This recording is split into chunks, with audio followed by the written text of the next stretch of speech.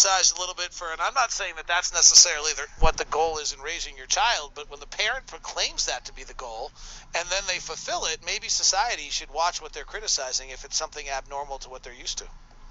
And the bottom line is, two of his kids did get there. Right. And that's, you know how hard it is for. There's 3 of them, right?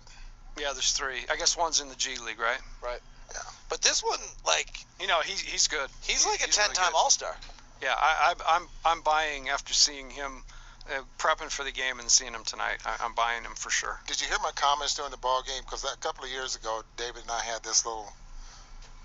It wasn't really a spat, but sure. Let's just make it into something bigger than it was. He really thought that when guys get as good as, we'll just use LaMelo Ball as an example, coming out of high school, that they should bypass college, go straight to Australia, like I can make my own argument if you want me to. I still believe it. And get a couple of years of experience and then come back. If I was a dad of a top 20 pick, I would never send my kid to college. They don't restrict how long a violinist can practice.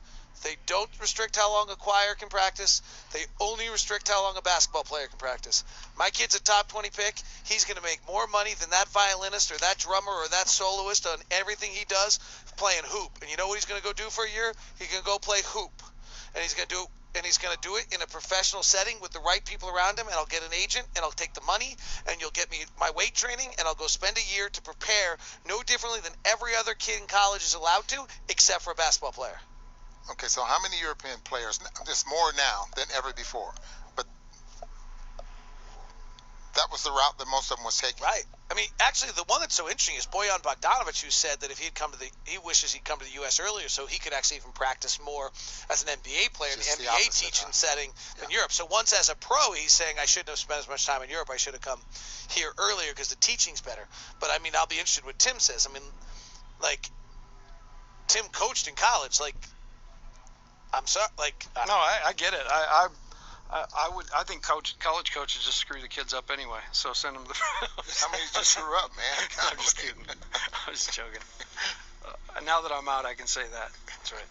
Well, the other one that, I mean, because college staffs are so limited, the amount of time that college coaches have to spend recruiting compared to the amount of time practicing means that it's very hard to give those kids enough hours on the court doing what you could do if you don't have any restrictions. Yeah, I buy that for sure. Yeah, the college system's not built for the player. No, it's built for the college. Right, and then the coach. Yeah. John Calipari. Not going as well this year. Yeah, I think his paycheck's the same. Yeah, that's probably true. All right, record-setting night, gentlemen. Thank you very much for your work. Thanks, guys. The Jazz win tonight, 138 to 121, beating the Charlotte Hornets. We're breaking it down next on the Jazz Radio Network. 7 diamonds on a winding path. That's right, 7.